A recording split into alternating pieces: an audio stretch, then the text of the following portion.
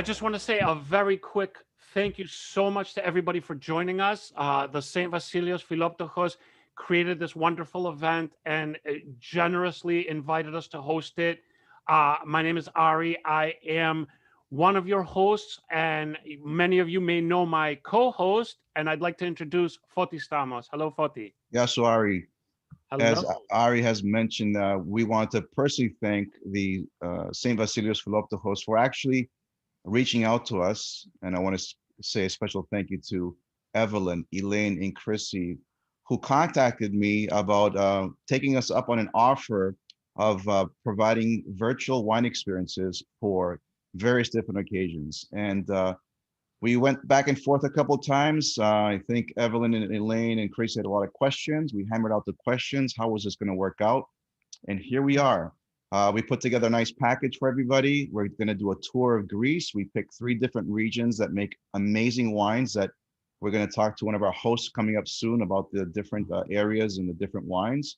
But for us, for me as well, as a member of St. Vasilios, it's an honor to be hosting this. And I hope we do many more in the future. But before we get into the introduction of tonight's event, I wanted to invite Evelyn to say a few words before we get going. Evelyn? Thank you, Foti.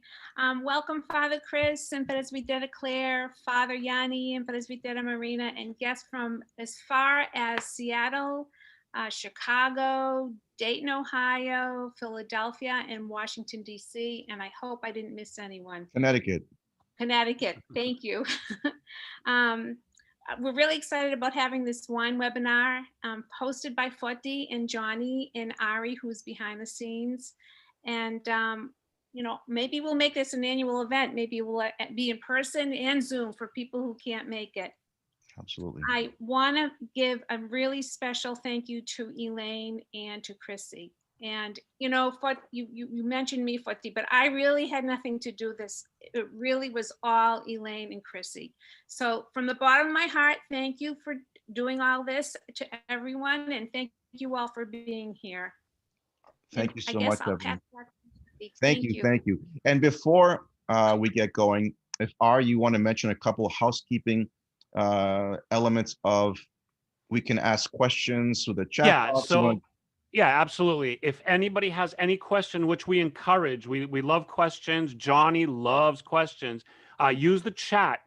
But towards the end, we're going to open up the microphones as well, so people could get a little bit more of a real FaceTime kind of feel and a social, how social hours are. So we'll have the video, we'll have the microphones open. But before that point, if you have questions, please use the chat, and we will monitor that chat and get your questions answered. So thank you. Excellent. And in the in your packages, we put some instructions in the email about the wines. There were some instructions. So hopefully your white and your rosé are chilled, and hopefully you open your red in advance. So we're going to be exploring 3 different regions. But before I talk about that, let us introduce not just our host, but a very special friend of ours who's been helping us facilitate these wonderful wine experiences virtually. He's the gentleman that represents the wines that we're going to discuss today. Johnny Livanos of the Diamond Wine Importing Company. Thank you so much for doing this. Welcome to the program. It is my pleasure, as always, to be with you, Ari and Foti, and this wonderful group of Philoptochos. Thank you for inviting us. And I hope you are going to learn some things from me, and hopefully you enjoy these wines and you can continue to drink and support Greek wine. Just a little bit, right now I'm in my family's restaurant, actually. I'm in New York City. We have a beautiful bar here. So I'm the only one at the bar because we're not allowed to sit at bars in New York City yet. So I'm pretending like we're at a wine bar and talking about Greek wine together. So man, my family's been in the restaurant business for many years. With Molivos restaurant, New York City. It's almost 30 years old in Midtown, Oceana. And I am at Lucia today, which is actually the restaurant I opened up 4 years ago, focusing on Greek food, Greek wine. So one of my passions is definitely all things Greek and Greek wine. And so I'm always love talking about it and sharing my passion with other people. So for the first, so basically today's going to be like a Greek wine 101 while focusing on these three wines and regions. I'm going to go ahead and share my screen. So we'll have a little presentation I made, and feel free to, again, to type some questions in the chat box. I have that open so we could talk about the wines as we go, and ask any questions you may have. So there we go. Can everyone see my screen? Yep. All right. All right. Time for Greece. Always go to time. Greece this summer. I'm actually looking to book my tickets right now to potentially go in August. So hopefully things stay on the path that they're going, and we can open back up. So Greece, here's our beautiful country, our beautiful motherland. It is such a diverse country, and I'm talking with Greeks today, so I could be a little more, we get into it a little bit more. Sometimes when we do these, we're talking with people who don't know anything about Greece, and it's all about the, everyone just thinks of the islands of Greece, right? Greece has hundreds of islands, 300 inhabited, but there's, I think, 1,200 islands, including the uninhabited islands in Greece. So it's a very diverse country, but it's also extremely mountainous. So if you look throughout, if you follow my cursor, all the way in the northern parts of Greece, of Macedonia, Thrace, Drama, are very mountainous regions, even as you go down to the Peloponnesos here. And the first wine we have is going to be coming from Mantinea, which is a very mountainous region. And the high altitude areas like this do create some really fantastic, unique style wines. So I'm just going to go, we're going to do like a Greek wine overview before we dive into wine number one. So I always like to mention this, how Greek wine is not just an obscure category. But since we're talking to Greeks, I should say Greek wine is not just Retsina. True. There are hundreds of different grape varietals from Greece, dozens of different styles, hundreds of regions that produce wines, and over 1,500 wineries in Greece. It's also one of the top destinations for tourists to go when they're visiting Greece, Americans to go to visit. So they like to, now we're finding more people are wanting to explore that wines that they discovered in Greece and try to bring them back. And Diamond Wines has one of the most awarded portfolios. We kind of skip through this stuff. Anyway, it's worth noting there are hundreds of varietals. So for white wine, some of the main varietals we like to talk about are Assyrtiko, which is from the island of Santorini, Malagousia, which is from the northern parts of Greece, Rabola, which comes from the island of Kefalonia, Vidiano from Crete, but Moschofilero. So Moschofilero is the varietal that you have in your glass right now. It's the white wine we're tasting today. And that comes from, again, this region called Mantinea. So Mantinea is in the Peloponnesos. So we're southern mainland Greece, near Nemea. And it's one of the regions that is closest to Athens, which makes it a very fun wine region if you're planning to go visit wineries in Greece, which I highly recommend you do. Just because it's due to its proximity. It's also so beautiful there. I mean, it's extremely mountainous. I'm going to skip ahead past Santorini. So the first wine we have is from Domaine Skouras. So Skouras really works predominantly with two varietals, and these are the main two varietals of the Peloponnesos, which is Moschofilero and Aioritiko for red wine. So in the Peloponnesos, there's actually about 20,000 hectares under vine. So it's one of the largest wine regions in Greece. Nemea is dedicated just to red, but white wines is pretty popular here, and Moschofilero is definitely the king of the Peloponnesos. So here we have a nice, beautiful picture of Mantinea. Some fun facts. It's a valley. So the Mantinea is this mountainous valley, and the vineyards sit in between the valley at about 2,000 feet of elevation. Now, why is elevation important? Why do we talk about elevation? Well, when wines are at a higher altitude, high elevation, they produce very beautiful aromatics, and they ripen very slowly. So if you've ever been to the Peloponnese in the summertime, it's extremely hot, right? It's very hot there in southern Greece. But when you're up in the mountains, it actually remains cool all year long.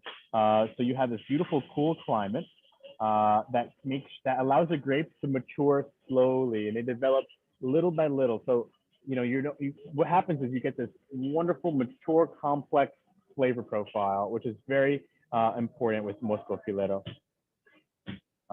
Beautiful sandy soils, which also gives that minerality and texture. And here's the grape Moschofilero, highly aromatic.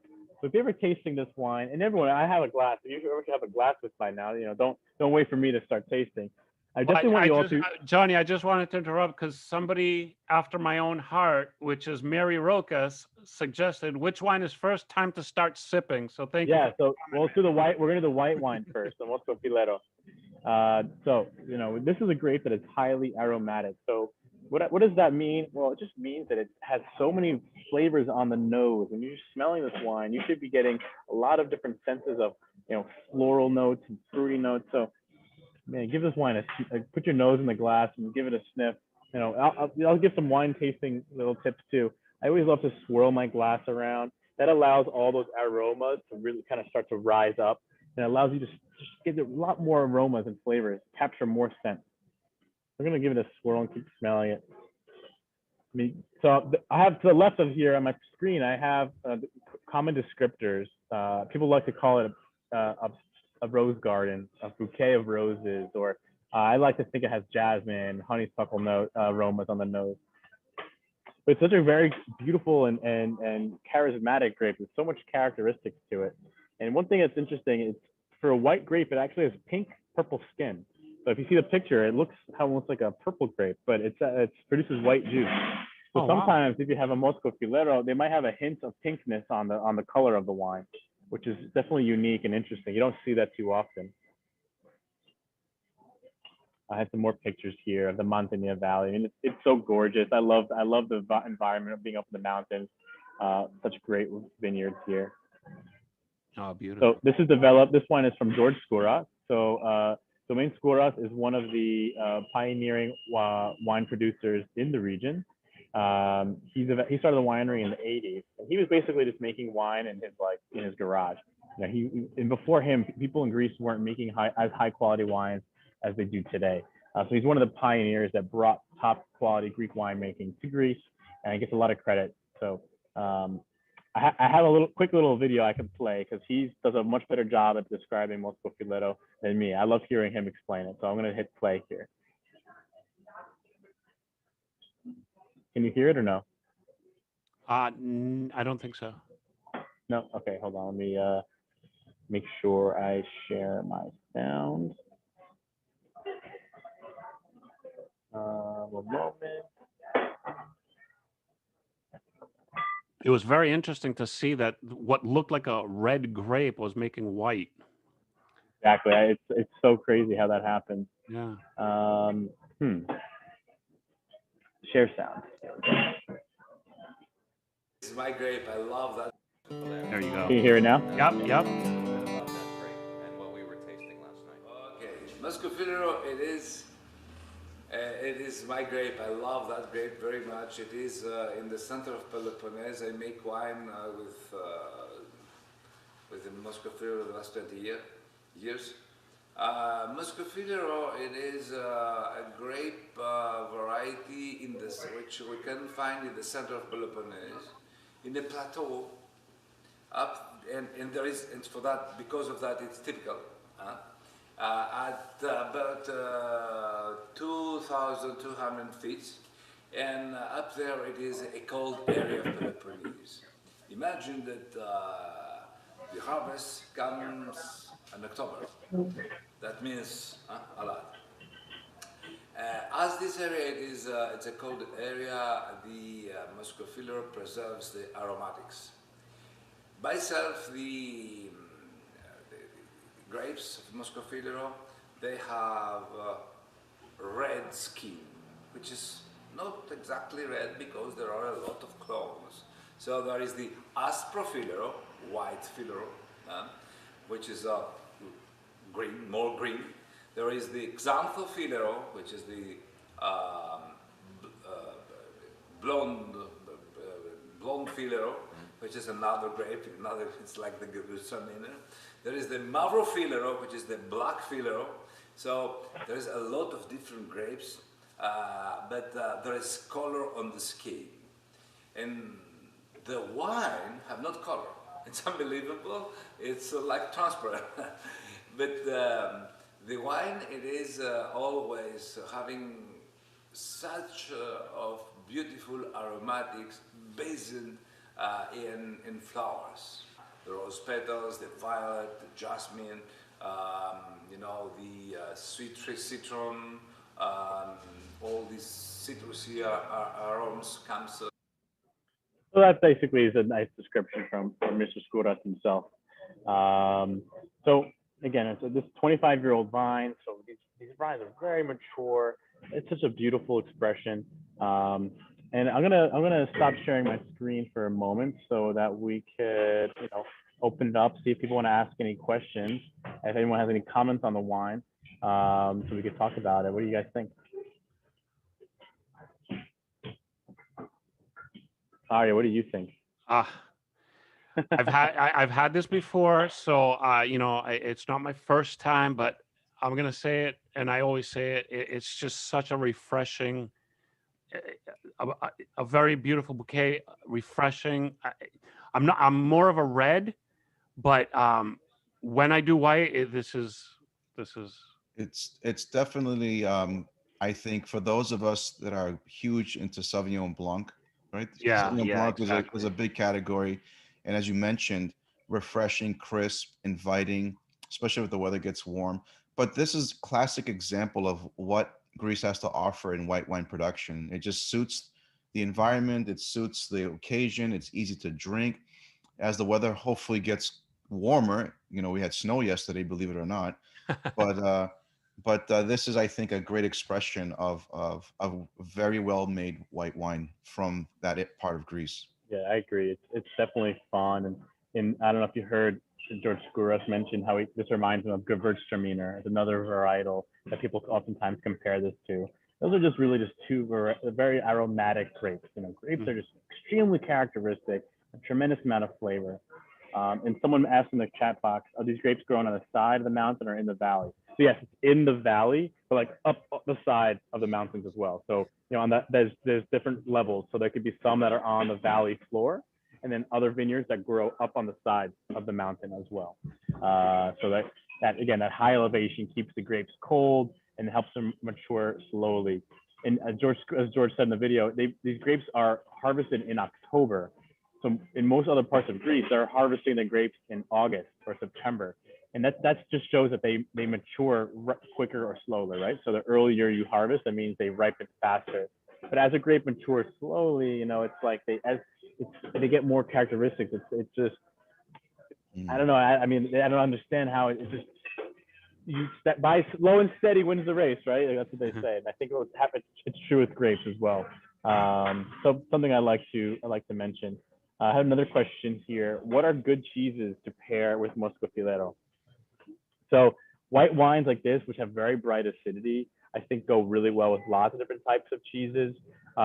Because it is such a very aromatic wine with a lot of characters, I maybe would pair it with softer cheeses, maybe some cheeses that are like feta cheese or even manuri or graviera cheese would be great. Or like a brie, something like, I think a brie would be really nice if you had even like a fruit, some kind of fruit jam or something like that to pair with the cheese would be nice. I don't know if it's the best wine for like really funky cheeses. I think more like simple, softer cheeses, like a goat cheese would be really nice. I agree. Or like maybe not like a Roquefort or blue cheese. I think the flavors would clash a little bit too much. But yeah, that's what I think of. Those kind of cheeses would be nice. Other food and wine pairings with Moschofilero. Definitely, I love this with seafood, like crudo. I love like with ceviche, sushi. This is a really good wine with spicy food. So there's this like Thai restaurant near my house that has this wine by the bottle, and it's like I always go for that because this with spicy food with like those Asian flavors goes really well. And any wines like this that are highly aromatic, low in alcohol, tend to pair well with spicy food. So that's a kind of a fun pairing I'd like to try out. That sounds good. And please feel free for those of you that are having any type of cheese to give us your thoughts in the chat box of what's going on.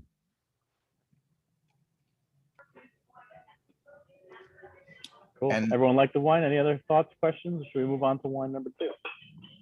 Hopefully, I think everybody who likes the wine say nothing. Anybody who doesn't like it, say something, and we'll see. But everyone says that brie is definitely delicious with this wine. Awesome. I like I'm like in the restaurant now, so I'm looking into the kitchen to see if anyone could read my mind and try to just bring me a plate of cheese.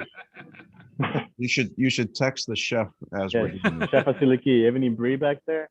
I think Manuri cheese would be really good.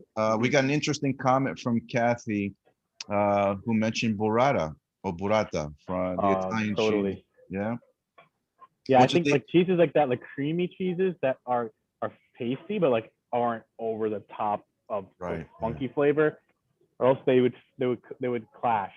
And those cheeses, with funky cheeses, I think I would pair them more with like a Chardonnay, or in Greek wines, again, a Sirtiko, something that is less aromatic, but still powerful enough to like cut the fat, the fat of the cheese.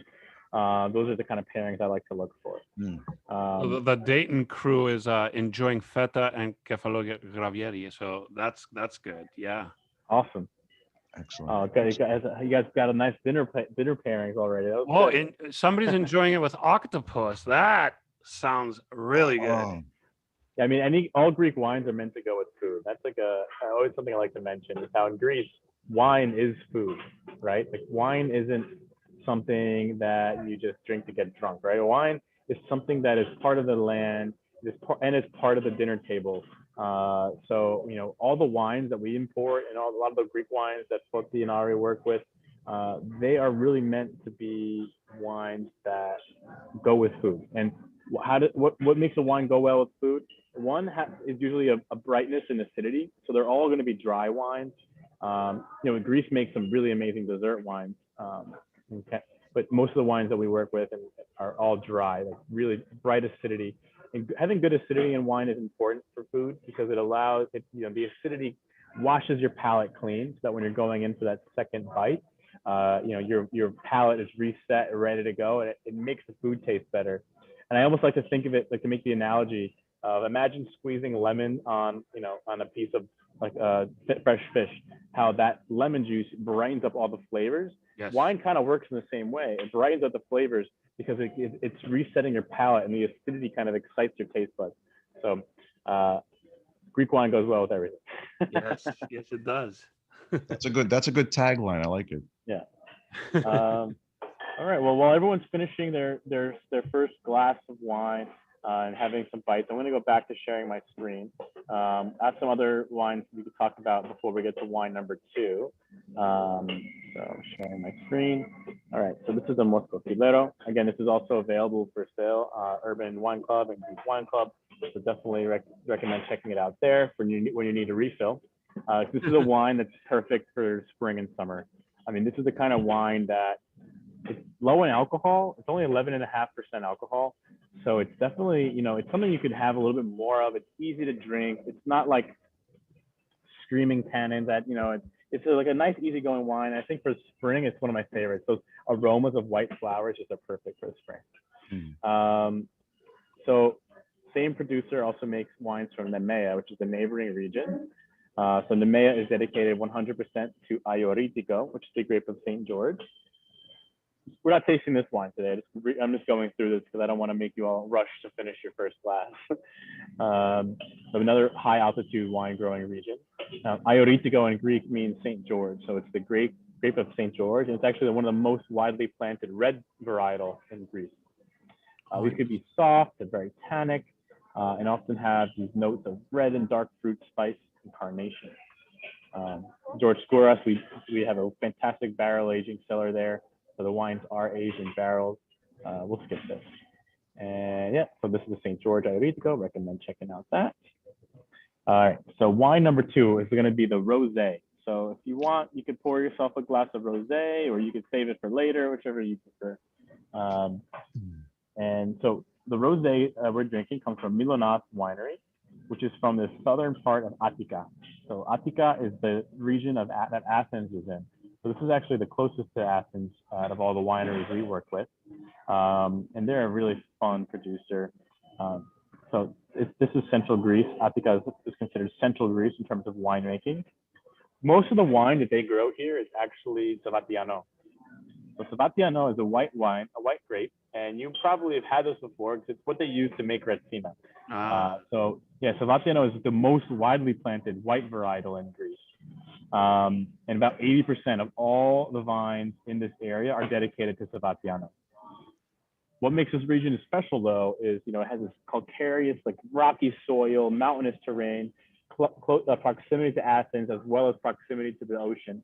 And Stamatis Mylonas, he's a really fun producer because he gets a lot of credit for like showcasing high quality wines from this region, where the region was mainly used to producing lots of bulk wines or Retsina, maybe wines that weren't so, maybe less effort into the winemaking because you're going to put some Retsina in there to mask the flavors.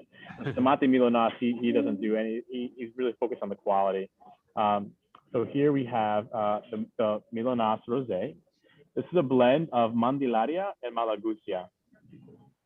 So Malagusia is a varietal that's native to northern Greece. It was actually nearly extinct. I almost forgot about this wine. Oh. In Greece, people were ripping up their vineyards to plant international varietals. And like this is in the 60s and 70s, like Chardonnay and Sauvignon Blanc. And they kind of forgot about, they weren't paying attention as they needed to the varietals that made Greece special. And Malagusia was one of them.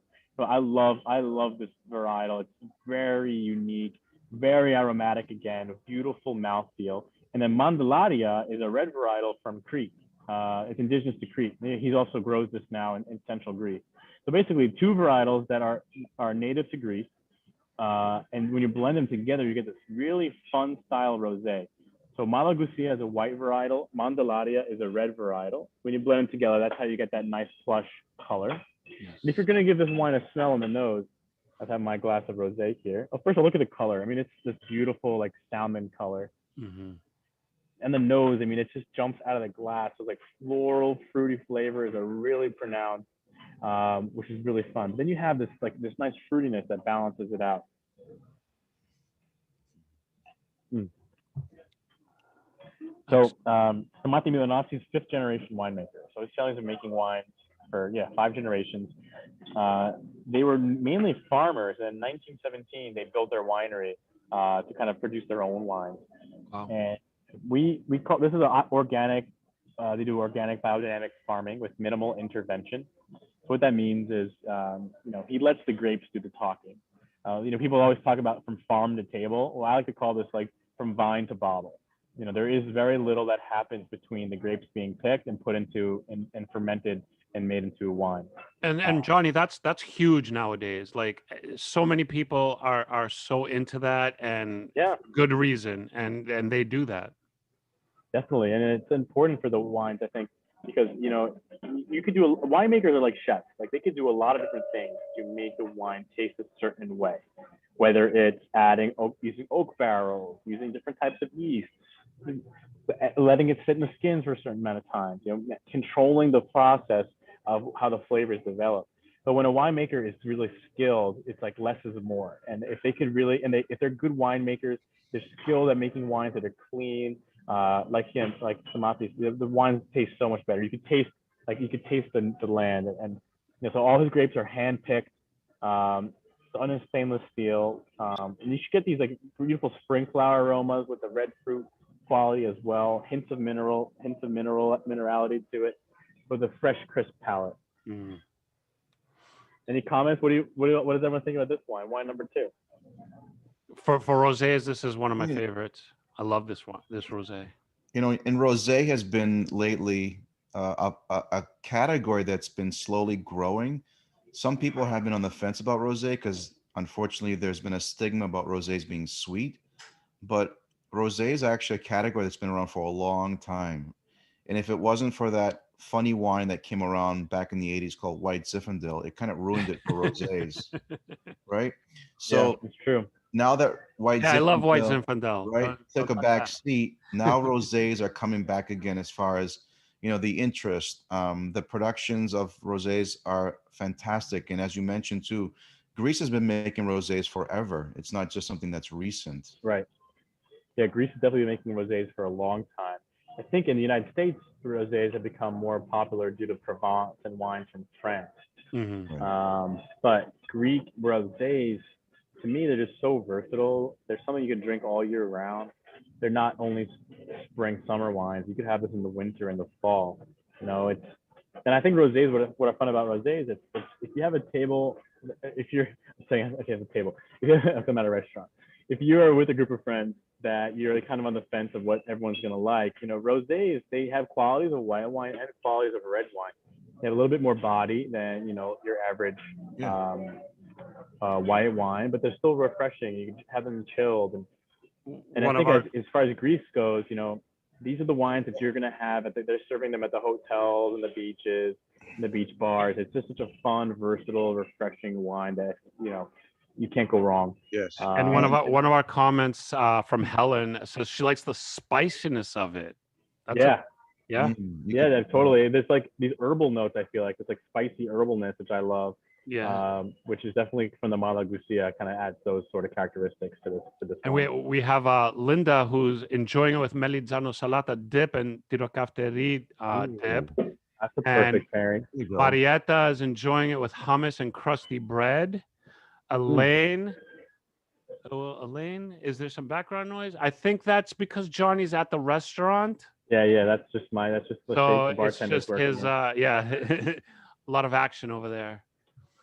So Melizzano Salata, I think that's a great pairing for a wine like this, because you have, you know, that the smokiness and the richness of the Melizzano Salata with like the herbal fruitiness of this wine. It's a nice contrast in flavors.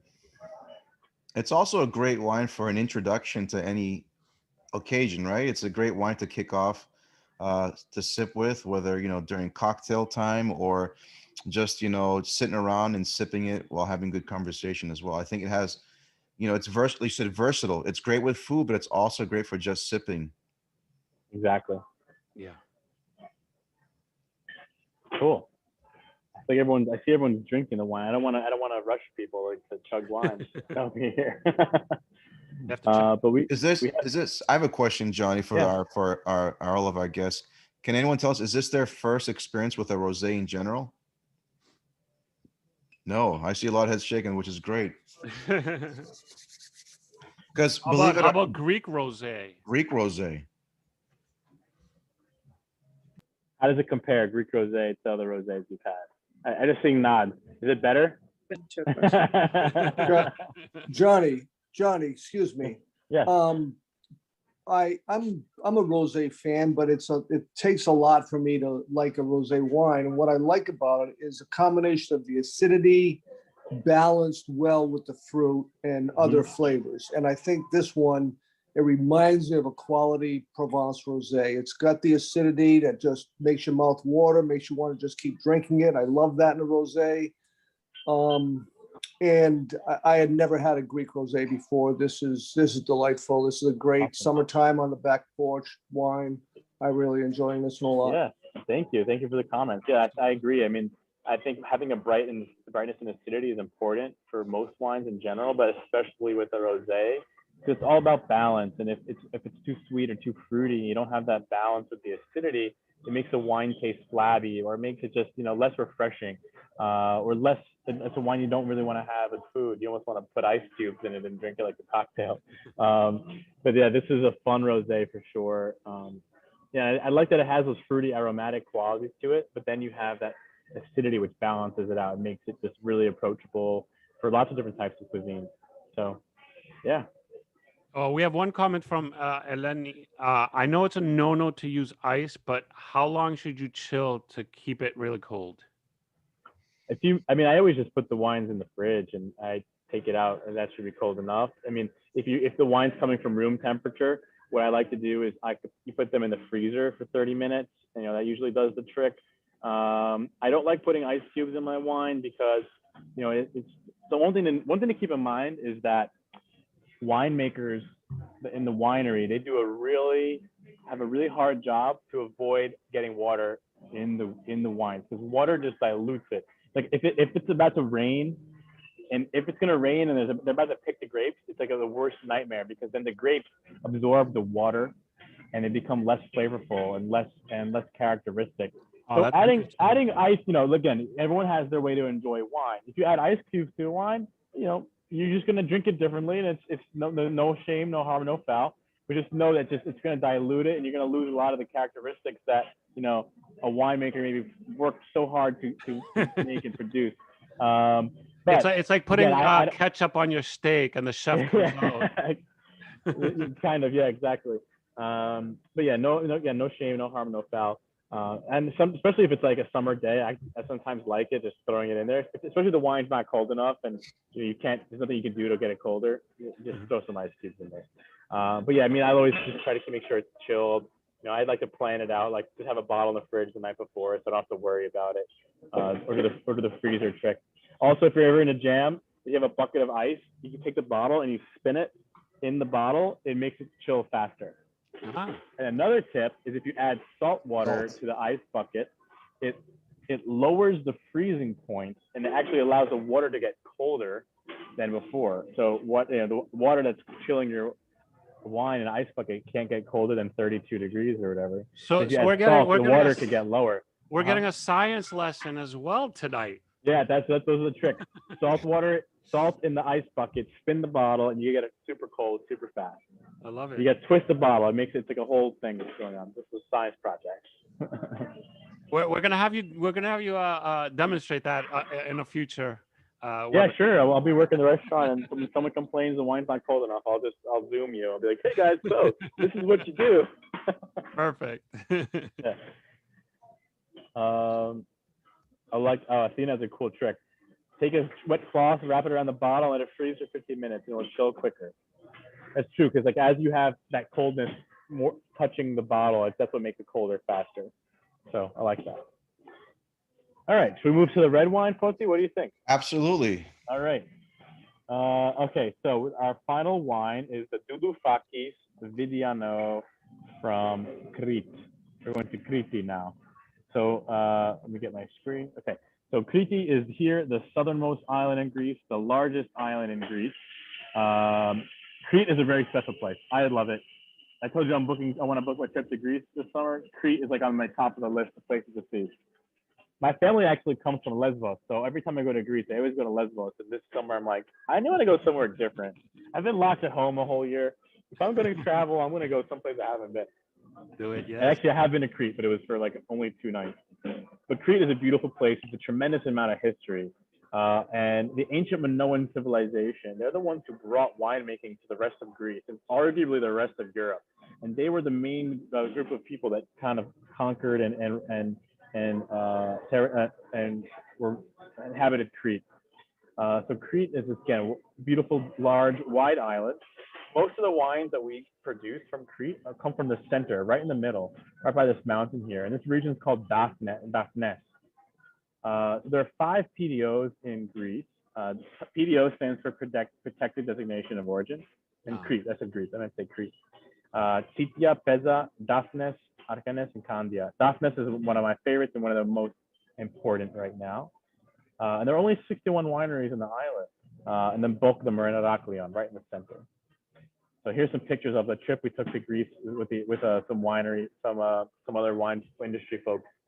We were standing. This is basically an ancient foot grape press where you would stomp the grapes with your feet. So there's like hundreds of these all around the island. Even so, this is taken from the Douloufakis vineyard. So he even has this ancient foot grape press in his vineyard, and we're all standing there so you can see it for size. And look at this real quick. This is the ancient Minoan ingenuity. This is from thousands of years ago. They have actually, over here, you can see it's almost like a canal. So as you stomp the grapes, there'd be a little path that would lead the wines down so they can take it to the vineyard and put it into tanks or into barrels or into their amphora. That's amazing. Yeah. So a lot of different grapes from Crete. Whites are focused on Vidiano and Malvasia. They also make the Muscat, that's Spinos, which is great. And then reds, they make Liatiko, is what we have in the glass right now. Kotsafali and Mandilari are 2 other indigenous red grapes from Crete. I have some pictures of the varietals here. This is Liatiko. So you can see they're really plump, big grapes, thick skin, really unique varietal.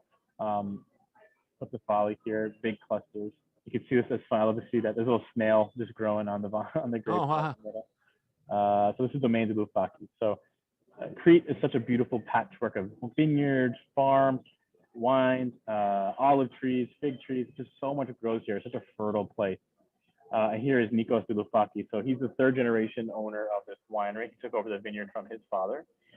He really dedicates himself mainly to Vidiano for white and Liatiko for red.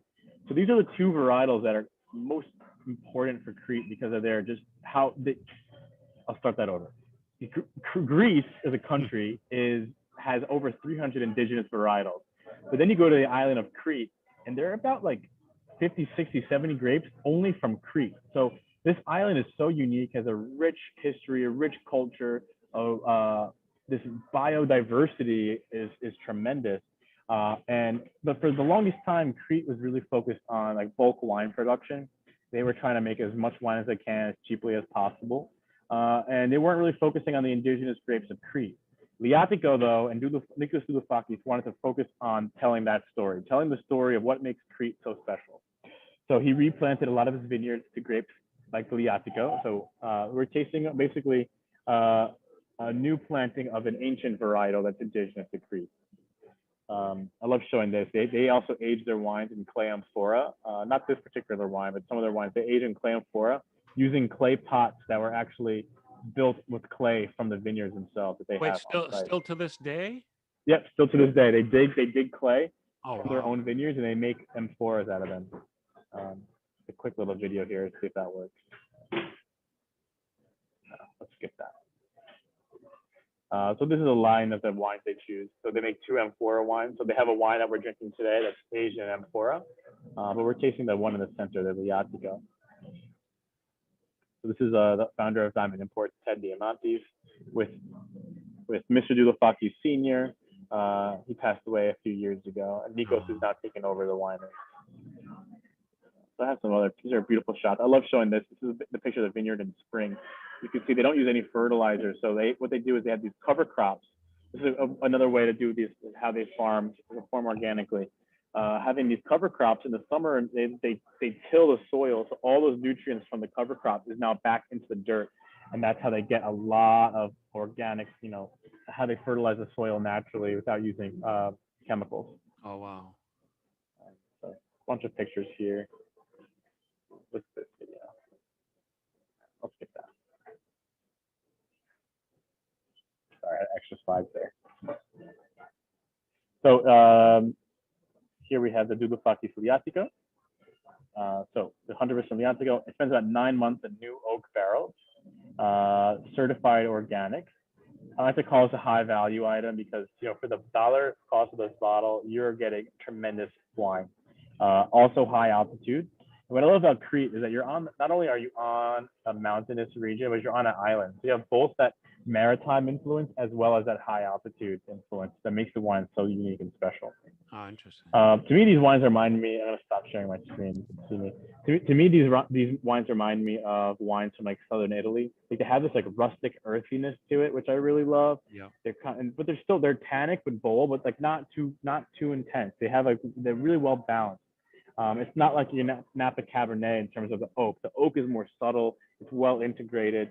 So it's a red wine you could pair with like fish, chicken, but you could also have this with some lamb or steak. This would be a good wine for Easter coming up in a couple weeks. Absolutely.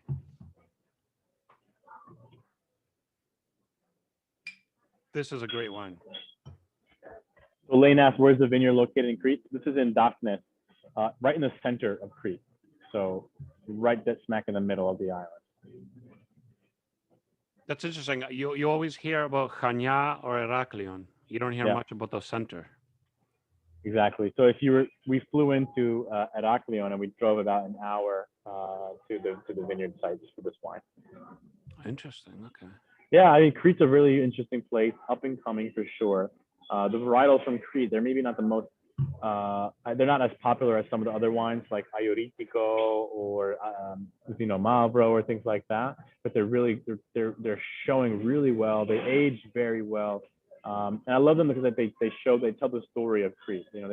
They're wines that they're Cretan. Like Crete is such a unique place. It's such a beautiful island. There's so much culture and history there, and I feel like these wines I love that the winemakers took that effort to replant and to grow these ancient varietals that are indigenous to their island. That helps them tell that story. And if you ever go to Crete, they speak a different dialect. They have different music. They have different cheeses that grow there. They don't grow anywhere else in Greece. I don't know what the sheep eat there, but their cheese and their milk is so good. So it's such an island full of life, and the wines really have those kind of characteristics. You could feel like the life in the wines as you taste them. So for me, they're really fun. I love enjoying them. And again, they're very affordable. Like they're value-driven wines for sure. Definitely crowd-pleasing wine. So you could get a case of this wine for Easter with the family, and it's not going to break the bank. And I think everyone would enjoy it, whether they like lighter reds or fuller reds. There's some qualities in this wine that I think everyone would love. Absolutely. So now are we kind of towards the end of the tasting? Yeah. So we tasted our 3 wines. We'd love to open it up for some questions now. Or we could let people talk amongst themselves. What do you think, Adi? How do you think would be the best way to do it? Well, I'm gonna kind of ask Eleni and Evelyn. Would you like us to open up where people could speak, or would you like for us to take some questions? If you want to open up and people can speak, Absolutely. and ask So questions at the end, maybe. all right, so let's allow anybody who wants to unmute and kind of chat away to do that. But just keep in mind there's 50 plus people in here, so if you're not speaking, keep it muted. If you want to say something, by all means, unmute yourself, join the party. After 3 different bottles of wine, it should be a party right about now. So we're ready to go. So yeah, feel free. We have cameras on, and unmute yourself. Let's have a conversation. And Johnny's here to answer, and anything we could answer, we will answer. Johnny, can you put the names of your restaurants in the chat so we can go visit them when we go to New York? Sure, yeah, definitely. His restaurants are awesome, by the way. In New York City. We have Usia, Molivos. I'm gonna type the website. So usianyc.com, Molivos. I think was it Molivos restaurant? I gotta double check, because there's a village called Molivos. I think we beat the village in terms of making a website. Yes, we did. Yeah, we got the website over the village. Oceana just got remodeled right when everything got shut down. So we remodeled the restaurant. So it's beautiful, spick and span. These are the 3 restaurants we have in New York City. And Then we have 2 restaurants in Westchester, which are in the suburbs of New York. The Modern Barn, and then City Limits Diner. So only 5, Johnny? Come on, you're slacking. can I actually, did I unmute myself? Yeah. Molivos, we've been there many, many times, Johnny, and it's so nice to meet you and know Oh, that thank you. it's so good, everyone. You have to go when you're in New York. If that's Yes, please the only come. place you go for dinner, that's where you need to go. It's so good. And we're looking forward to, we're open now at Molivos, but we're also going to we're going to introduce some of our foods to goldbelly.com. So you could be shipping a lot of our, yeah, some of our specialties we could ship all over the country. So we're working on that now. So stay tuned. I'll make an announcement later when that happens. But we're trying to figure out what foods will transport well, like in the mail with the ice packs. Probably some of our like signature dish dips, and things like moussaka on a tray, like you could bake it at home, frozen or something like that. We're gonna figure it out, but we're really excited to have that option to deliver Molivos across the country.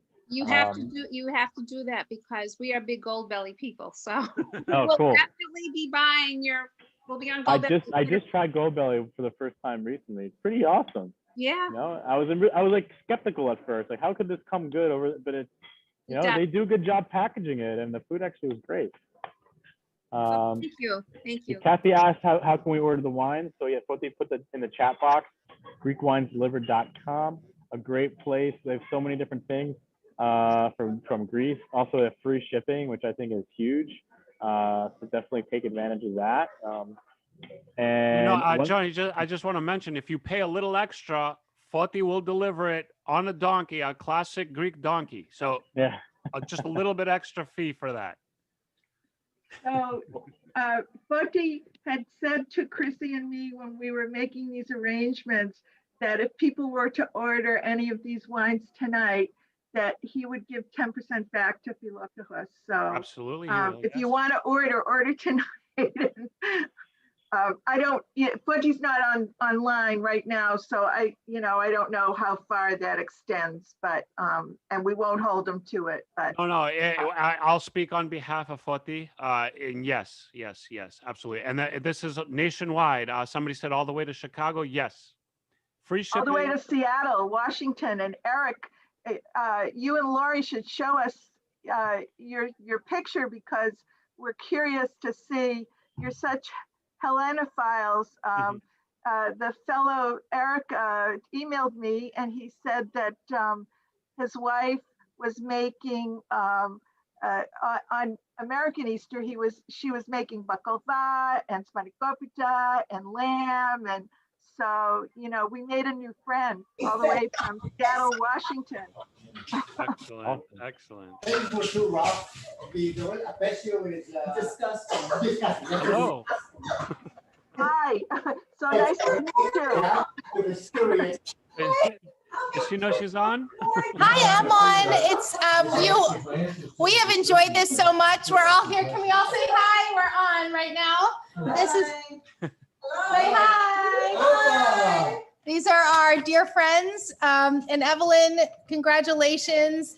And Elaine, what a beautiful event this was. But I want to share a little bit of our menu that really complemented your delicious wines. We had scordalia, we had some flatbread pizza, we had gigantes, beets with feta, which really was very nice with the rosé we were commenting, a little hortopita, and of course, Attiki salata.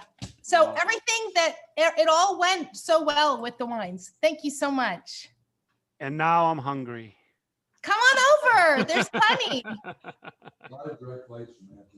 Amazing. That's awesome. Thank you guys for sharing that, and thank you guys for getting together and enjoying the wines, because that's really what it's about.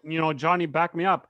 Greek wine, food. All about exactly. It's all family about and friends. Greek food, and Greek wine Greece has been producing wine for thousands of years, but the industry has really taken off in the past 30 years. And it's about people like us who are sharing our culture with other people, our friends, and ordering Greek wines when you're out to eat. And it goes a long way for an industry like this, where it relies on people to really experiment and try new things and share the love. My other side of the family is Italian, and it always amazes me, like how did Italian wines become like so widespread and like so popular? The Greek wines to me are just as good or even better. Oh yeah. And it's all about people sharing it and teaching people and making people understand it and just trying it, experiment and try new things. There's so many different wines to choose from, and I think you guys have over 100 different Greek wines on your website. So you can never, you could always try something new, find what you like, and then you stick with that. But there's so much diversity, there's so much to offer. So and they go well with all your Greek food. And So also, if anybody ever needs any advice, any pairings, anything like that, send us a message, send us an email. You can also email me. I'll put my email in the box. Yeah, reach out, because we're all about the promotion of Greek wine. We feel it's an amazing thing. We feel it's something that has to come more into the mainstream, and Greeks are the first place to start, and hopefully everybody feels the way we do, because I love Greek wine, obviously, and I've been learning so much about it, especially with Johnny joining us and explaining all these cool little facts, history. It's just you have to let Greek wine in, and you will not regret it. It's an amazing thing that we do as Greeks. I've got a question about just Eastern European wine in general. It seems, well, it's not that it seems, it's just a lot more savory to me than the, New World big fruity Cabernets that you get everywhere.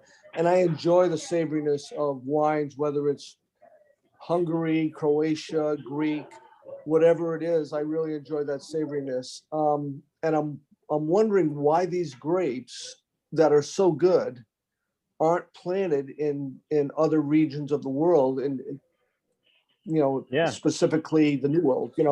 Why haven't they spread like other, like French grapes or German grapes or Italian grapes or even Spanish grapes?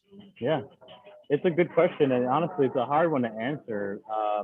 Because wine started off actually in the Mesopotamia, ancient Egypt area, and then from there it spread throughout the rest of the world, to Eastern Europe, from Greece. A lot of people believe Greece is a gateway of wine making to the rest of Europe. But wines evolve, they change, and over history, the different grapes can become different things. They've evolved and changed. So it's possible that some of the varietals you drink wine from other countries could be, an evolution of or a mutation of wines that came from Greece. But it's so hard to say. I mean, France, they took winemaking the most serious from an early time, I think, in terms of like with their classification systems dating back to the medieval ages. So their wines became synonymous with top quality, and that's something that they built over literally centuries, and have created an empire from that. Greek wines, we were making wines for even longer, but we weren't making them with that level of like luxury, if that makes sense, or that level of, we just made simple wines that we love to go with our food. But now our wines are getting more serious, and they compete with wines from other countries. So, and then in the West, or in the New World, all of our wines taste pretty. We tend to make wines in a more fruitier style. That's just like the New World style, like from America and Australia. But it's hard to say why our wines are more savory, like you said. I think it's just in the Old World, our wines tend to be more. They tend to be less fruit forward. They tend to have more qualities driven from the terroir, whether it's like that rich land. It could be also those older vines that factor into that. It goes into also the type of soil content, like in Santorini, for example, those wines almost taste salty, and they're grown on this volcanic terroir. So there's so many different factors that go into it, but it's hard to say exactly why. I think a lot of it has to do with just marketing. Johnny, Chardonnay. Now people know to say Cabernet and Chardonnay now, and it's hard to say. It's going to be hard to get a Spanish guy in Spain planting Moschofilero, or I've heard in Australia they have some Assyrtiko they're growing, and Zino Mavro in certain parts of Australia, which is pretty cool. But I think a lot of it comes down to marketing, and that's the same reason why Greeks in the past, they were ripping up their plants of Assyrtiko and Zino Mavro and Ioritiko, and they were planting Cabernet and Sauvignon Blanc because that's what they thought people wanted to drink. But now I think the world has changed, where people aren't just looking for the same grapes. They're looking to try things from different countries, and each country has native varietals that grow there. Like in Italy, there's hundreds of Italian grapes that are from Italy. The grapes that are native to a particular country are going to tend to taste better in that environment than a foreign grape. It's just they work well with that soil. They've evolved to that kind of environment. They tend to taste better. So it's hard to say why, but I just think grapes from their indigenous place will tell a story. You could travel through wine. You could always, Greeks make great Sauvignon Blanc and great Chardonnay, but something about having the indigenous varietals of that country, it's going to make you feel more connected to it, and the wines will taste better. Hope I answered your question. That was a long-winded answer. Anybody else out there you want to chime in, ask any question live on the mic? In the meantime, cut me off whenever you want. But hello. Go ahead. Yes. Hi, from Andover, Philoptochos. We just want to say hello. We have a nice group here tonight, and we're enjoying the wine and all the knowledge. So hello, everybody. Hello, Basca. I'm Kathy Kupos. Hi. Hi, Kathy. Thank you, Kathy. Thank you, Andorra Philoptochos. Thank you. Nice to see you all. Thank you so much. And we've got Springfield Philoptochos on the call as well. We couldn't get the video started, but this was a really, really awesome webinar. We wanted to say thank you, but also it was an unexpected surprise because this is Mary Beth from Springfield, Joan's daughter. So hi, Aunt Marietta. Hi, Aunt Nancy. Hi. So good to see you guys. I'll give Mom all your love when I see her. Excellent. So, and we're very honored because we have Father Chris and Presbytera and Father Yanni and Presbytera on the phone. And we even saw baby Eleni. So can you say a few words to us? We miss you. We haven't, I haven't been in church very much, so I miss you all. Well, I think that this was a great opportunity for us to gather remotely, and the wines were exceptional, and just seeing everybody is a wonderful thing. And being, for us, being a little dressed down and not in a collar and relaxing and having a little wine, it was a beautiful evening. And I hope it's very successful. A lot of fun. Thank you all so much. Good time. That is great. That is so great. Thank you. Thank you. Thank you. Greetings from Philadelphia, and I want to thank my cousin Evelyn for sending us the flyer that Elaine composed. Hi, Elaine. Thank you so much for including us and bringing us all together tonight. Isigian, although I heard somebody once say who wasn't Greek, skinny asses. So, Opa. cheers from Philadelphia and from the St. Luke Broomall chapter I'm representing. Oxia girls, congratulations. Way to go. Let's do it again. Yeah. Cheers from the Maycross family. Thank you so very much. Excellent. Yasas, yamas. Well, thank you. And, when we were talking about this, a friend of mine from another parish had given me this idea. And, we talked about it with Evelyn and the executive board. And I said, isn't there a parishioner that has a liquor store that does things like this? And God bless Chrissy Voto, but she said, oh, Foti Stamos. And we made the connection with Foti, and he's just the most awesome guy, even though we haven't met in person, but he, he's got a fantastic website. And I knew right away, because I did a little research before I called him. And I said, this guy's got it all together. And so, we really appreciate everything Foti and Ari and Johnny have done. And this has been a great, fun evening, and I thank you. And I see a lot of smiles and laughing, so I know people have been drinking their wine, but they're having a good time. Elaine, on that note. Oh, hi. This group wanted to say hi, and I want to thank my Nuna, who's Elaine, for putting this together. Thank you so much for chiming in. I was going to say, it's amazing to get everybody together, and we appreciate the opportunity. And we love, I'm stuck at home just like everybody else, and we love the opportunity to just see faces. And, I'm going to tell you one thing, Foti and I have the easiest job in the world because we get to have a social event with wine. I mean, we could be the most boring people putting everybody to sleep, but they're drinking wine. So they're going to have the great time, and they're going to say, oh my God, thank you guys. So our job is so easy. It doesn't even matter what we do, what we say. You drink wine, you have a good time, you see friendly faces, and it's great. And that's what we love. We love to see people having a good time. We love to bring people together, especially in times like this. And we appreciate the opportunity. We appreciate the St. Vasilios Philoptochos for inviting us, and we appreciate everybody who supported this event, everybody who chimed in, everybody who logged on. You know, it's amazing and it's great. And you guys are a great group of people, and we thank you so much. I will say one more time, thank you, Elaine. Thank you, Chrissy. Thank you, Ari, Forti, and Johnny. This has been absolutely awesome. And God willing, we can repeat this again next year. And Absolutely. maybe we'll be in person, and maybe we can Zoom for the people who can't be there in person. Definitely. But Yeah. thank you from the bottom of my heart and all of our hearts. It was my pleasure. Johnny, you brought the knowledge as always, my friend. And you know what? A handsome guy. That's what I'm going to say right now. So You'll be married. We have a lot of nice Greek girls at St. Vasilios. My brother is single.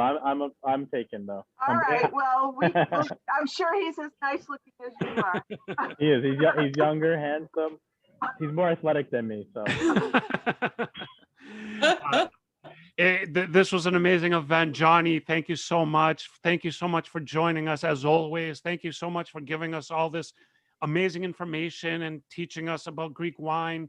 We appreciate it so much. And, you know, we love you, buddy. We love you. Me too. And everybody out there, Elaine, Evelyn, the whole Philoptochos, everybody joining us. Once again, we appreciate the opportunity. We hope you guys had a good time. It was amazing for us. I'm sorry, like Foti is not here at the moment. He has his own issues that he's going through, but we appreciate it so much, and thank you so much for a great event. And we appreciate everybody who joined. And we hope you enjoyed the wine. We hope you enjoyed the information, and we hope to see you again. Thank you. Thank you. Bye. Hey, Evelyn, what's that wine behind you? Thank you. Thank you. Thank you. Evelyn, I think he's talking about your Tabasco. That's actually Tabasco sauce. And I'm at my mom's, and it's really an adorable poster, and I'm going to ask my mom if I can have it. If you add it to your wine, it'll give you a zing, I'm sure. Sure will. Mm. My dad always loved Tabasco, so hence the Tabasco poster. Good to see everybody. Thank you. God Thank you, bless everyone. Bye-bye. Thank you again. Love you all. Thank you. All right. We are going to sign off right now. And a big thank you to the St. Vasilios Philoptochos. Thank you so much. And we will see you next time. Have a great night. Finish that wine, and you're definitely going to have a good night if you do. Yeah. Bye. Bye. Bye-bye, everyone. See you all in the morning. See you all in the morning. Orthos at 8. Yes. Bye-bye.